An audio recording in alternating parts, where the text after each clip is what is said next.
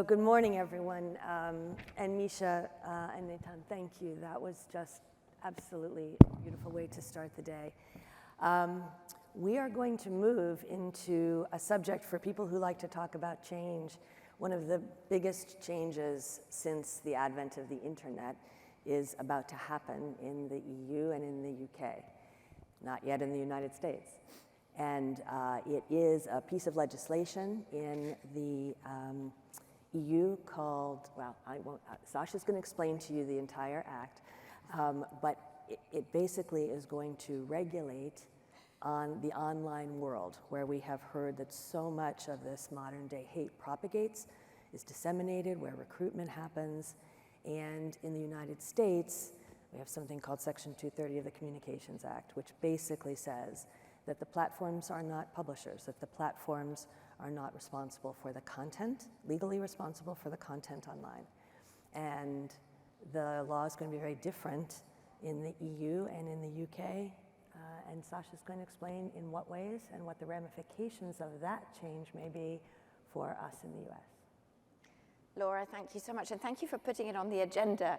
I know that it's hard to get excited about regulation at 8:30 in the morning, but I get a little excited about this because it is indeed a real step change in approaches to regulation, because it takes us away from moderation and content removal-based approaches alone, which has been the large part of the conversation among governments in Europe for many, many, many years. What do we do about these problems? How do we remove the bits of content that are a problem? Takes us beyond that, something that we've very much advocated at ISD with our work, which has computationally analyzed online harms over many years and shown that there are two sets of problems. One is that the platforms are very bad at enforcing their own rules. And I presented a little bit of data on the opening panel that talked a little bit about how even in the context of violent extremist or hate speech content that isn't permitted on the mainstream platforms by their own statements and commitments, by their own terms of service, the enforcement of their own rules is incredibly shoddy. And that enforcement becomes even patchier, even more problematic in environments which are less scrutinized, i.e. outside of English language speaking environments. Often in environments where those types of activities on mainstream platforms, hateful and conspiratorial and extremist activity online, can lead in fact to grave, grave harm offline, as we've seen in many parts of the world. That kind of content is still circulating and reaching, even in the UK context, where we're about to see regulation come into place, millions of people on mainstream platforms. And we analyze the whole ecosystem of platforms from mainstream through to fringe, and of course a lot of that really nasty activity in terms of mobilization to violence happens on fringe platforms, but the mainstream platforms still have massive problems. So in the tens of millions we've seen users reached with this kind of content. That is 100-fold in environments where there's less scrutiny. But the second big problem that we talked about was the problem of the amplification, the inorganic amplification of essentially whatever comes closest to the red line of acceptability on these platforms. And I talked about this as well, but we have so many examples of this. I think it's important just to understand that these platforms, because of the business model, which is really about holding your attention as long as they can, ultimately end up amplifying, recommending, amplifying some of the most harmful content to and targeting that content to the most vulnerable constituencies. And it's that algorithmic challenge, that business model algorithmic challenge, as the products and the algorithms designed essentially to inorganically distort the playing field for speech, that really is a problem. And everybody talks about this, I think, in very binary terms: free speech, censorship. We are not operating in free speech environments on these platforms. These are curated speech environments where these companies get essentially to decide through their products, their services, their algorithmic design, what you see. And that is not a free speech environment. We've advocated, therefore, that we need to go well beyond thinking about removing bits of content to thinking about how we oversee, how we provide transparency and accountability for the systems themselves, the decisions, the products, the algorithms, the systems. And that is where the DSA is a cause for optimism. The DSA, which has come into effect already, it entered into force in 2022, November, obliges now very large online platforms, these are, and very large online search engines, to conduct risk assessments and mitigation measures on their services, including what they call systemic risks related to the dissemination of not just illegal content, and this is what's interesting, dissemination of negative effects of content that may have negative effects on fundamental rights, that may have negative effects on civic discourse and electoral process, on public security, and on gender-based violence or mental health. So this is incredibly comprehensive. This is looking not just at risks to individuals in the way that the Online Safety Bill in the UK does, it's societal risks. And this piece of legislation will require of the platforms to provide API data access to data that we have never, ever, ever had access to, any of us. No government, no regulator, no academic institution, no think tank. None of us have had access to the data that the platforms have to be able to actually see, actually understand the impact of these services. For the first time, they will be required to provide that data access to regulators, to vetted research organizations, not only academic institutions, which is quite amazing, to be able to create an ecosystem of scrutiny, which will go in a number of directions. It will be an ecosystem of scrutiny in relation to what is actually being enforced, what is being removed, but it also means that if people feel that they've been badly treated, that they should not have been removed, that their content was removed without there being real reason for it, they get a chance to seek redress. And so the entire ecosystem, and for that overstretch or overreach to be scrutinized too. And so the entire ecosystem is a transparency ecosystem. And this is the fundamental point. This is not about, ultimately, when authoritarian governments seek to deal with these problems online, they seek to do so through harsh control and censorship. A democratic approach must be centered around sharp transparency, legislated, meaningful transparency. And I will say, having worked with many platforms over the years to try to build countermeasures, counter-speech, educational, fundamentally those activities which are valuable and must happen and should be able to have an impact can't until we level the playing field for speech. And that will not happen, we realized, after years of trying, we're doing this for too long, will not happen through self-regulation. And I think that realization happened in Europe over the last sort of 4 or 5 years in a very fundamental way, and this set of legislative packages that we see at the EU and in the UK are really looking to provide us with transparency and an equaling of the space in which discourse happens today, so that we can, in fact, compete for ideas and so on. This is very exciting. Great, thank you. I'm going to step back a little bit before turning it over to what's happening in the UK, to just simplify this for people who, like me, are a bit of a Luddite. The platforms were built to deliver you more of what you want. So if you go on and you're looking for camping gear, right, you start getting messages. How about this tent? How about this sleeping bag? How about this trip to the Tetons, right?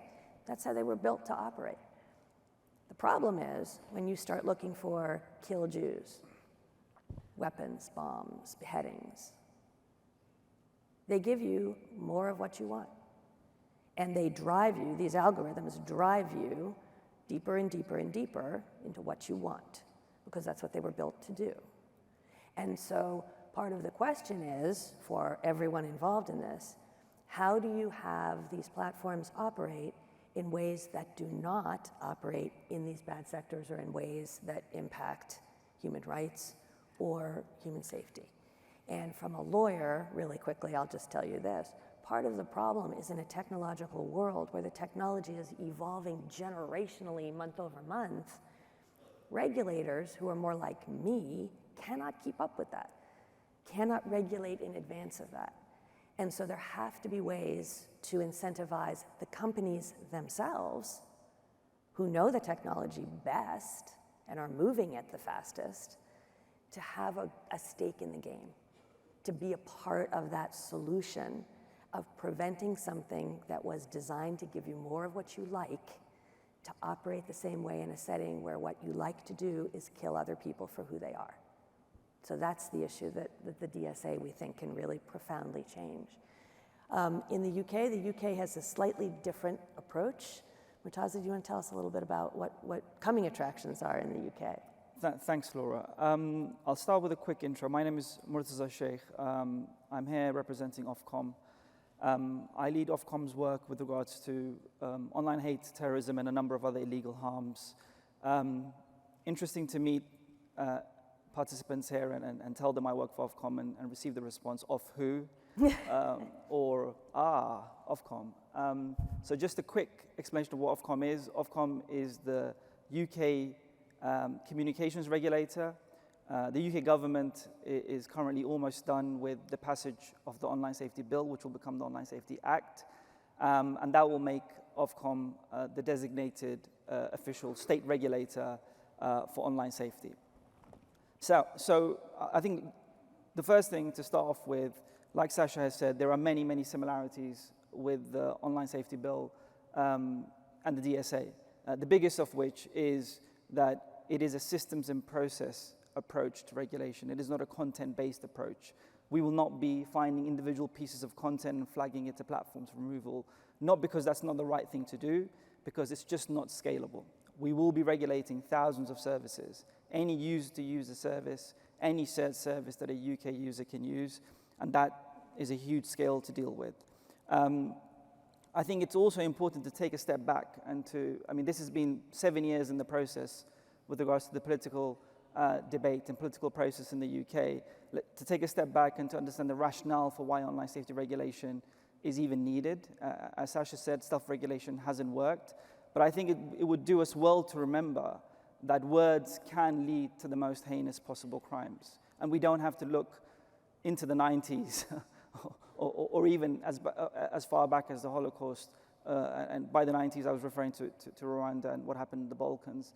Myanmar is much more recent, and the implication of online services and what happened there is far more explicit and proven, and the evidence for that has been presented. There are also less known examples like communal violence in Sri Lanka, communal violence, inter-ethnic violence in Ethiopia, which has had direct implications of tech company services being used, but also in the West. I mean, this idea of a lone wolf attack in Halle, in Buffalo, in Christchurch, they may happen every so often, but even then it's too many. So something has to be done. Real lives are being lost. People's dignity is being undermined. And the companies that are behind this have often been huge and wealthy companies. And it's not that they're evil. It's not that they have malicious intent. But do they have responsibility? And do they accept that responsibility? And do they step up to the plate and dedicate the necessary resources to deal with the risks posed by the services they provide? Historically, and even recently, I would argue, no, right? Things have improved a lot, but they haven't got to the point that they should be. We'll also be regulating smaller companies, and our work on Buffalo showed that ultimately harm can manifest on an ecosystem of services, not on any one single service. That can happen on small services as well as large services. Another thing to sort of emphasize is we're also not going to be regulating from a perspective of something's happened, we're going to enforce, slap on a massive fine, even though we have those powers. our regulation is going to work primarily through supervision. What is supervision? Well, it's the identification of a smaller number of services, not the thousands, and to say we're going to dedicate teams of people to those services. We're going to get under the hood. We're going to figure out what the systems are. We're going to figure out where those systems are lacking, failing, and work with those companies to change those. There's a huge reputational and commercial incentive to work with us on these things. And where that doesn't work, enforcement is there for us to deploy, whether it's fines or whether it's worse enforcement action. Another thing I was sharing with Laura is that, I mean, we're leveraging a huge number of people at this effort, over 300 and thousands of services, right? So even though we have this much resource, maybe the most in the world, it's still not enough to deal with the scale of the problem or the scale of the number of companies that we'll be regulating. The bill as it currently stands and our powers will focus on illegal content, on content that harms children, and content that adults should have the power to filter or have the option to see or not see. And hate will be a cross-cutting harm across all those three categories of harm that I've talked about. I'm just going to go through some of the powers and duties that will come under our remit. Some of them are similar to the ones already mentioned with regards to the DSA. So companies will have to remove illegal content when they find it. They will have to conduct their own risk assessments proactively. And those risk assessments are a vital tool that we have, because when you see them not doing something with regards to a particular problem, and they detected that or found that problem out in the risk assessment, then the burden and responsibility on them is far more acute. An incredibly important power we'll have, but not one that is that well known, is our information gathering powers. So that will enable us to ask any question we like to any platform, as far as we consider it to be conducive to the safety of UK users. We'll also have powers to mandate transparency reporting for the largest services, and that will not look anything like the transparency reports that the tech firms put out currently. It will be far more detailed, far more specific, far more granular. I can't say what that will include right now because that's a work in progress, but I will just leave it there. And I think that there's some closing messages I'd like to leave with before opening up to discussion and handing over to Imran. Ultimately, we're a UK regulator, but we'll be regulating global platforms. Not all of them, but a lot of them will be global platforms. We can't afford not to work with international partners and stakeholders. We can't afford not to work with other governments. We can't afford not to work with other regulators.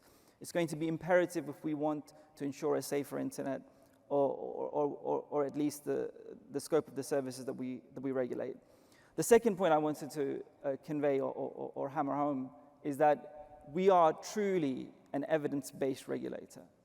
Any evidence that we receive that challenges what we're doing or informs what we're doing will have an impact on how we regulate, as long as it is within the framework that we've been given to operate by legislators. So it's an invitation to all of you to engage with us, to provide us with any evidence that you think is pertinent to the services that we regulate. When the bill finally passes and we publish our own documentation, which includes our codes and guidance to respond to that, we take every single constitutional response into account, whether it's from an individual or an organization or a prominent entity. And the message to leave you with is we're extremely, or will be, an extremely powerful tool to drive tangible change amongst platforms that impacts users' actual everyday lives and even their safety and lives. So feel free to engage and to use us in that manner. And come and speak to me if you'd like to learn more. Great, thank you. If you'll indulge me 30 seconds before I turn it over to you. And while we know I have some US government people in the audience, Murtaza used the term lone wolf. You've heard that term used. And it's a term that has been used in the terrorism community for many years as being like the wolf, a wolf that is isolated from the rest of the pack of potential killers. And I will suggest to you, there is no such thing as a lone wolf anymore, because they are connected. They're connected through the internet.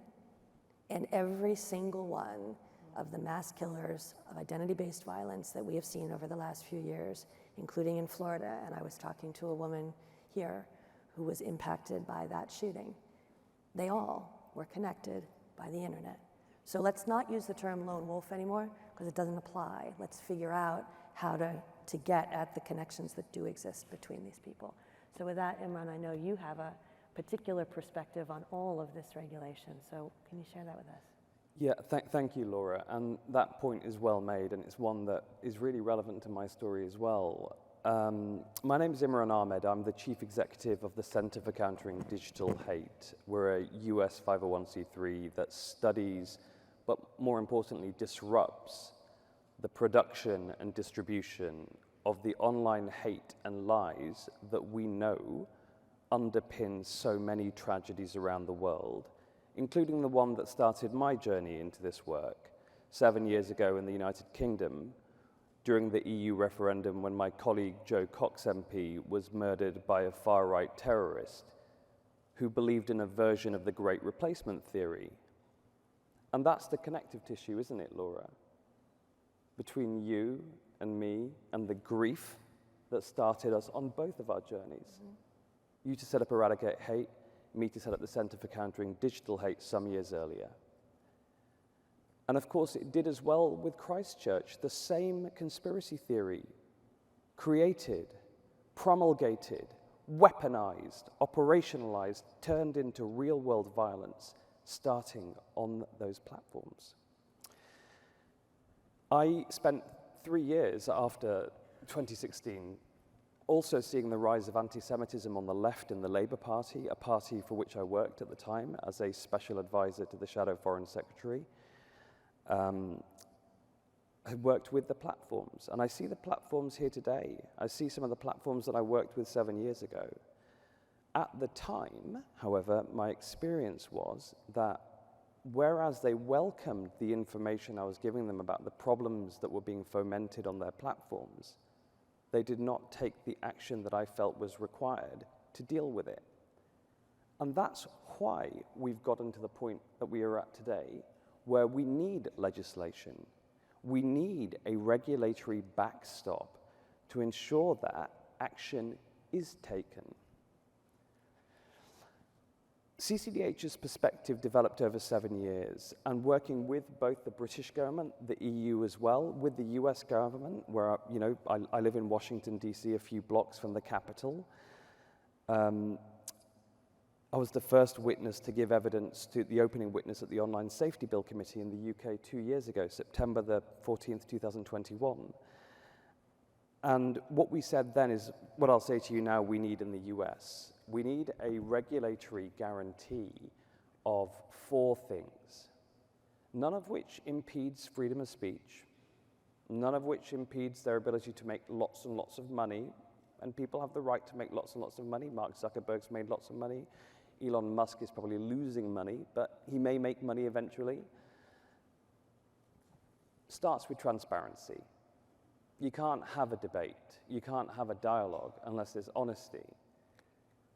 Honesty on how they enforce their rules, the content enforcement, honesty on the algorithms. I'm going to do something very dangerous right now. I'm going to say Laura was slightly wrong when she talked about the algorithm. Algorithms don't give you more of what you already like. They give you more of what they want you to like. It's really different. We did a study called Malgorithm a couple of years ago where we studied during the pandemic if people are following anti-vaxxers, what do they get? They get served not more anti-vax content, they get QAnon content. They got anti-Semitic content because they know that conspiracism is driven by epistemic anxiety, and if you like one conspiracy theory, you're more likely to like another. So they start getting you in different rabbit holes because they want you buried at the bottom of a conspiracist warren out of which you won't emerge, and you keep consuming content on their platform. That's the way that the algorithm, which isn't a human being, it's an unfeeling, unemotional, and more importantly, completely opaque machine. So we want transparency of those algorithms. We want transparency of the advertising. Here's the other dirty secret about the companies. They're not in the free speech business, they're in the advertising business. 98% of Meta's revenues come from advertising. A big problem, by the way, with the UK's online safety bill and with the EU's DSA is that they fail to address that actually these aren't speech companies, they're advertising companies. How does advertising distort the lens that they provide for us on the world's speech. Because of course it does distort that lens. There's a commercial imperative that underpins it. And we have the right to understand, if they are free speech platforms, if they're platforms in which we can see what the world is saying, are you distorting it to favor your advertisers? So transparency is vital. Without transparency, we can't have meaningful accountability. And that's where we are in the US right now.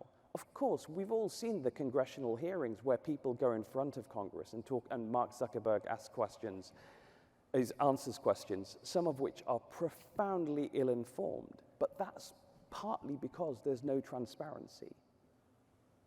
So accountability to democratic bodies, and I'm so glad that Murtaza's here. I'm going to see his boss next week in London to talk about how they'll be using their new powers.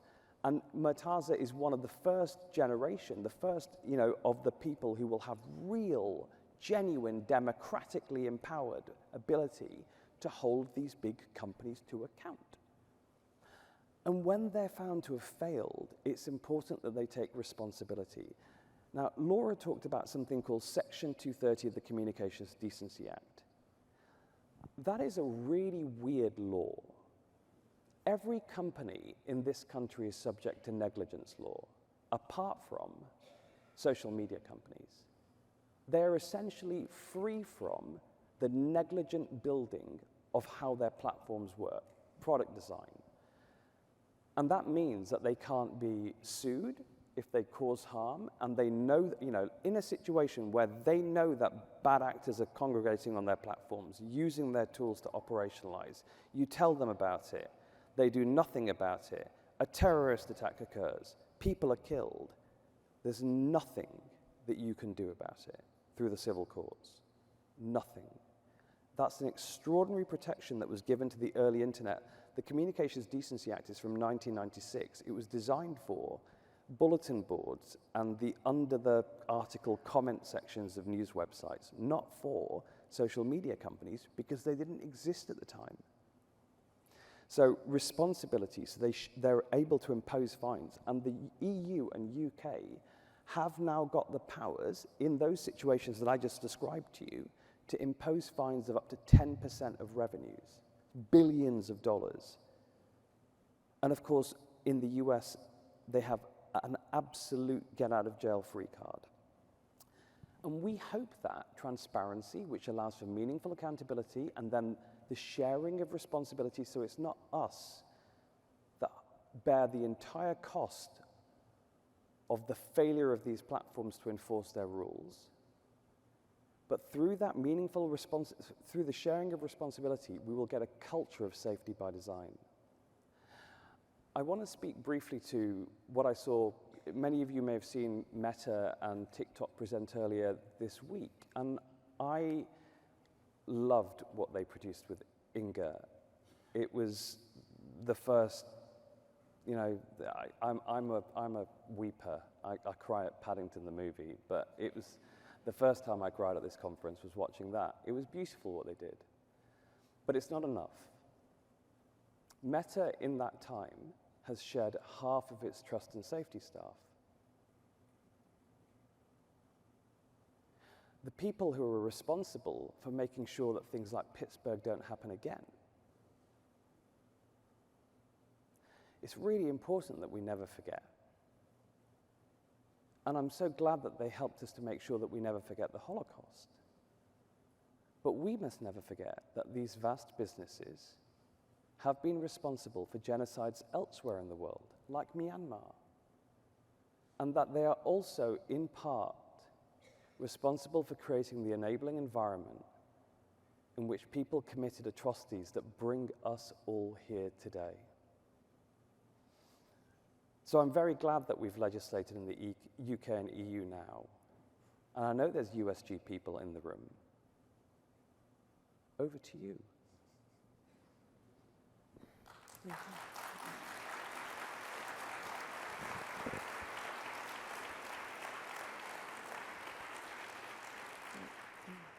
So we want to keep to time, and unfortunately, we're going to have to close this panel. But I will say this to all of you. We always say that this is not somebody else's problem. This is all of our problem. Every single one of you, hold up your cell phone, every single one of you is on social media in this room. And every single one of you, in case you didn't know, signed away the right to review your content. Your content. You signed that away. If you didn't know that, you need to be a responsible consumer. You need to be a part of the solution as a consumer, as the people who participate in social media. If we, as the participators in social media, do not understand these issues and do not use our voices to advocate for what we want as the user of these services, we are complicit. And it isn't helpful to say, well, it's the platform company's fault or it's somebody else's fault. All of us have to be a part of solving for this important issue.